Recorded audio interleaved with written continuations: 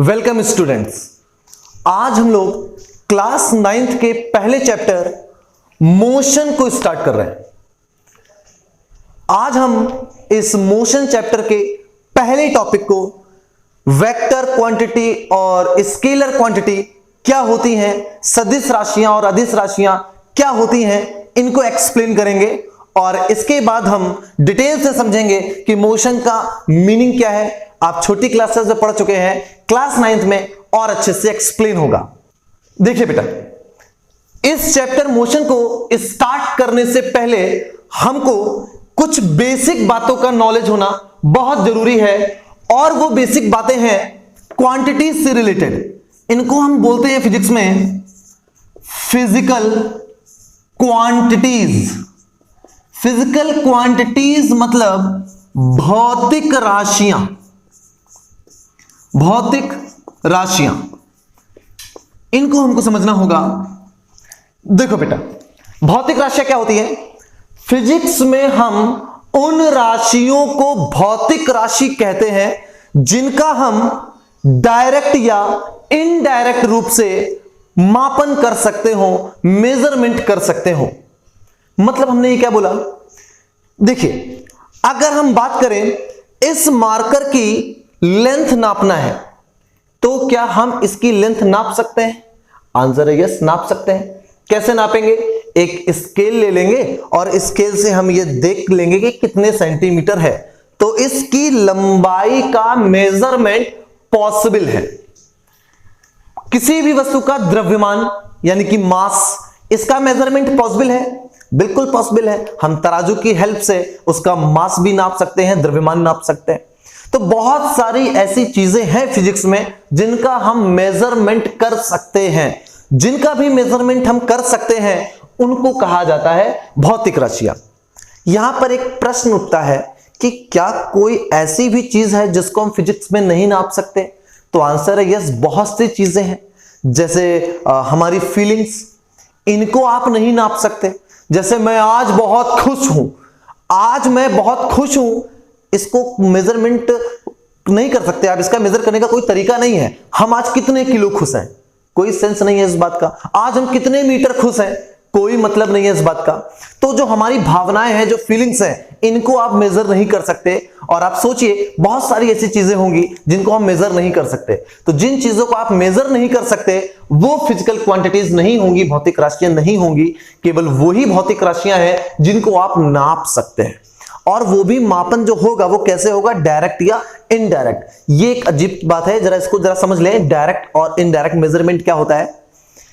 जैसे हमने बोला कि इसकी अगर आपको लंबाई नापना है, इसकी लेंथ आपको मेजर करनी है, तो आप स्केल के द्वारा इसकी लंबाई नाप सकते हैं। तो ये मेथड जो हमारा डायरेक्ट, आप कोई एक इंस्ट्रूमेंट लाए, एक उपकरण लाए और आपने मेजरमेंट कर लिया, तो ये मापन कहलाता है डायरेक्ट मेजरमेंट। जैसे लंबाई को नापना है तो आप मीटर स्केल का इस्तेमाल कर लेंगे, फुटे का यानी कि स्केल आप जानते हैं। आपको अगर द्रव्यमान नापना है तो आप तराजू का इस्तेमाल कर लेंगे। टाइम का मेजरमेंट करना है तो आप वॉच का इस्तेमाल कर लेंगे। तो जिन भौतिक राशियों का मेजरमेंट आप किसी उपकरण की सहायता से कर लेते हैं, ये मेजरमेंट कहलाते हैं आपके डायरेक्ट मेजरमेंट। और कुछ ऐसे होते हैं जो आप डायरेक्ट नहीं कर सकते। जैसे अर्थ से मून की डिस्टेंस, पृथ्वी से चंद्रमा की दूरी, तो इस दूरी को आप किसी भी स्केल से नहीं नाप सकते, किसी इंची टेप से नाप नहीं सकते। आपको करना क्या होगा? यहां पर बैठ करके अर्थ पर कुछ फॉर्मूले यूज करने होंगे, कुछ गतिविधियां देखनी होंगी, चंद्रमा की कैसे वो मोशन कर रहा है, और उसके आधार पर कुछ आप कैलकुलेशन करेंगे और कैलकुलेशन से आप एक रिजल्ट निकालेंगे और बताएंगे कि अर्थ से मून की डिस्टेंस इतनी है।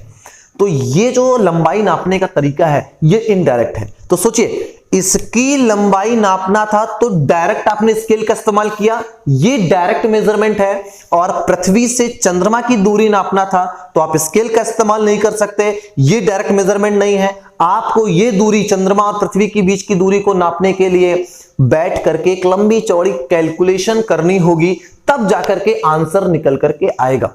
जैसे हम किसी गाड़ी की गति की बात करें कि वो कितनी स्पीड से जा रही है, तो गाड़ी में लगा हुआ है एक मीटर, उसको बोलते हैं स्पीडोमीटर।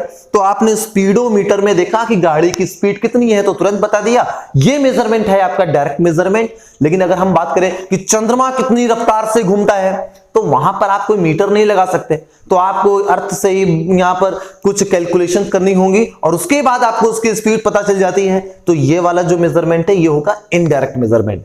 खैर, फिजिकल क्वांटिटी इस बात की मोहताज नहीं होती कि आप मेजरमेंट कैसे करते हो, डायरेक्ट या इनडायरेक्ट। आप किसी भी मेथड से मेजरमेंट करिए, केवल सवाल इतना है कि मेजरमेंट हो रहा है या नहीं। अगर मेजरमेंट पॉसिबल है तो वो फिजिकल क्वांटिटी बन जाएगी, और मेजरमेंट नहीं हो रहा है तो वो फिजिकल क्वांटिटी नहीं है। तो डेफिनेशन आप इसकी क्या देंगे? भौतिक राशियां क्या होती हैं?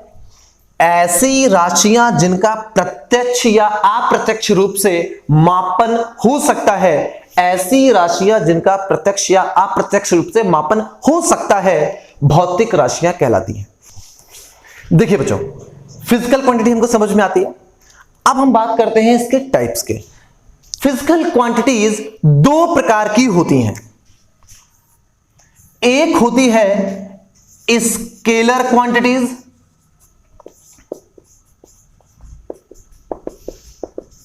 और दूसरी होती हैं वेक्टर क्वांटिटीज। स्केलर क्वांटिटीज को हम लोग बोलते हैं बेटा अदिश राशियां, और वेक्टर क्वांटिटीज को बोलते हैं सदिश राशियां। चलिए समझते हैं। भौतिक राशियां दो प्रकार की हैं, एक है हमारी अदिश राशियां स्केलर क्वांटिटीज, और दूसरी है वेक्टर क्वांटिटीज यानी कि सदिश राशियां। क्या होती है अदिश राशियां? ऐसी राशियां जिन्हें व्यक्त करने के लिए केवल परिमाण की आवश्यकता होती है, दिशा की नहीं। क्या कहलाती हैं? अदिश राशियां। ऐसी राशियां जिन्हें व्यक्त करने के लिए केवल परिमाण की आवश्यकता होती है, दिशा की नहीं, क्या कहलाती हैं? अदिश राशियां। और ऐसी राशियां जिन्हें व्यक्त करने के लिए परिमाण के साथ साथ दिशा की भी आवश्यकता होती है, क्या कहलाती हैं? सदिश राशियां। Those quantities are called scalar quantities which have only magnitude. Those quantities are called vector quantities which have magnitude as well as direction. बात को समझते हैं जरा। देखिए बच्चों, आपके पास कुछ राशियां ऐसी होती हैं जिनमें डायरेक्शन का कोई काम ही नहीं होता, जिनमें डायरेक्शन आपको बताने का कोई मतलब नहीं है। डायरेक्शन बताएंगे तो सेंसहीन हो जाएगा, वो कोई मतलब नहीं है, वो मजाक लगेगा। जैसे आप अगर मार्केट जाते हैं और मार्केट में आपको 2 किलो आलू लेना है, दुकानदार से आपको 2 किलो आलू लेना है, आपको मार्केट में दुकानदार से 2 किलो आलू लेना है, तो आप क्या बोलेंगे कि भैया हमको 2 किलो आलू दे देना उत्तर दिशा में, ऐसे बोलेंगे। कोई मतलब नहीं है इस बात का, आप उत्तर में खड़े हो, दक्षिण में खड़े हो, पूरब में खड़े हो, कोई मतलब नहीं है, वो आपको 2 किलो आलू देगा। तो डायरेक्शन के बदलने से क्या 2 किलो की मात्रा बदल जाएगी? कोई मतलब नहीं, अजीब सी बात है। जैसे आपसे किसी ने पूछा कि टाइम कितना हुआ है, आपने बताया कि भैया टाइम हुआ है 2 बजा है, तो बात खत्म। अब ऐसे थोड़ी नहीं बताओगे आप कि भैया 2 बजा है 36 से 30 डिग्री के कोण पर, 30 डिग्री के एंगल पर, कोई मतलब नहीं है इस बात का। आज का टेम्परेचर है 40 डिग्री सेल्सियस, ठीक है, बात खत्म। अगर आप ये बताते हो कि टेम्परेचर है 40 डिग्री सेल्सियस ईस्ट डायरेक्शन में, पूर्व दिशा में, इस बात का भी कोई मतलब नहीं है। मतलब यहां पर कुछ ऐसी राशियां मिल रही हैं जिनके साथ अगर आप डायरेक्शन जोड़ते हैं तो कोई फर्क नहीं पड़ रहा है, बड़ा बेकार लग रहा है, बल्कि डायरेक्शन आप हटा करके बोले हैं तो वो ज्यादा बेहतर है। तो जो ऐसी राशियां हैं जिनमें डायरेक्शन को इंक्लूड करना, दिशा को शामिल करना बेकार है, कोई मतलब नहीं है, कोई सेंस नहीं निकलता है, ऐसी राशियां हमारी स्केलर हैं, मतलब वहां डायरेक्शन का कोई यूज नहीं है। साथ में ही कुछ ऐसी राशियां हैं जिनमें डायरेक्शन बहुत इंपॉर्टेंट रोल प्ले करती हैं। जैसे एग्जांपल के तौर पे हम बात करें फोर्स, अगर किसी बॉडी पर आपने फोर्स लगाया, 2 न्यूटन का हमने फोर्स लगाया, बल लगाया, तो ये 2 न्यूटन का बल आपने लगा करके इसको गति प्रदान करी, मोशन में आ गया, ठीक है, यहां तक बात, आप डायरेक्शन नहीं बताते तो कोई दिक्कत नहीं, लेकिन अगर आप बता दो कि हमने जो इस बॉडी पर फोर्स लगाया वो लगाया है ईस्ट डायरेक्शन में, तो ये मजाक नहीं है, ये सही बात है, ये कंप्लीट जानकारी है कि आपने किसी बॉडी में 2 न्यूटन का फोर्स ईस्ट डायरेक्शन में लगाया है, तो गति वो किस डायरेक्शन में करेगी? ईस्ट डायरेक्शन में ही करेगी। तो यहां पर फोर्स के साथ डायरेक्शन बताने से क्या पता चल जाएगा? उसके मोशन की डायरेक्शन। तो फोर्स के साथ में डायरेक्शन बताना अच्छी बात है, हमको कुछ इंफॉर्मेशन एक्स्ट्रा मिल जाती है कि किस डायरेक्शन में वो गति करने वाली है। तो ऐसी राशियां जिनमें आप डायरेक्शन बताएं या ना बताएं कोई फर्क पड़ने वाला नहीं है, वो होती हैं स्केलर। और ऐसी राशियां जिनमें आप डायरेक्शन अगर बताते हैं तो अच्छी जानकारी मिलेगी, डायरेक्शन नहीं बताएंगे तो अधूरी जानकारी मिलेगी, ऐसी राशियां हमारी वेक्टर क्वांटिटीज। समझ में आ रही है बात? तो फिर से एक बार हम बात कर ले, स्केलर क्वांटिटी क्या होती है, अदिश राशियां क्या है? ऐसी राशियां जिन्हें व्यक्त करने के लिए केवल परिमाण की आवश्यकता होती है, केवल वैल्यू बता दो हमको, बस काम खत्म। और ऐसी राशियां जिन्हें व्यक्त करने के लिए परिमाण के साथ साथ दिशा की भी आवश्यकता होती है। Those quantities are called scalar quantities which have only magnitude.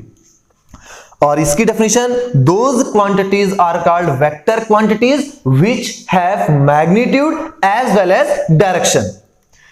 कौन कौन सी राशियां हैं बेटा? इसके एग्जांपल हम लोग क्या लिख सकते हैं? एग्जाम्पल के तौर पे हम लोग लिख सकते हैं द्रव्यमान, द्रव्यमान यानी कि मास। और क्या लिख सकते हैं जिसमें डायरेक्शन नहीं होता है? जैसे लेंथ, लेंथ यानी कि लंबाई, और टाइम यानी कि समय, और बहुत सारी ऐसी। जैसे जैसे आप फिजिक्स आगे पढ़ते जाएंगे आपको बहुत सारी राशियां मिलती चली जाएंगी। इसी तरह से यहां पर कौन कौन सी राशियां जिनमें डायरेक्शन हम लिखते हैं? एग्जाम्पल अभी बताया, फोर्स यानी कि बल, और वेलोसिटी यानी कि वेग, और बहुत सारी लिख सकते हैं, मोमेंटम यानी कि संवेग, बहुत सारे और भी हैं।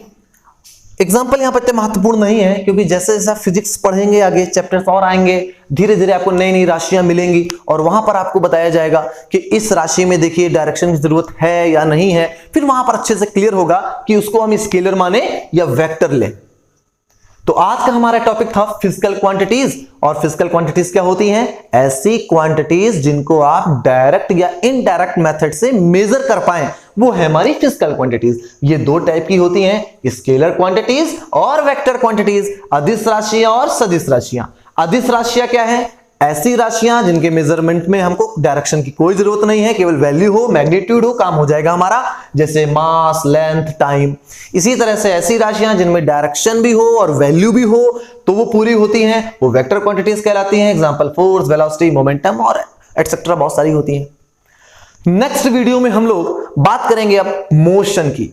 क्या है मोशन, कौन कौन से टर्म्स में इस्तेमाल करते हैं, और भी बहुत कुछ है इस चैप्टर में। तो बाकी हम लोग अगले वीडियो में बात करते हैं। Okay, thank you.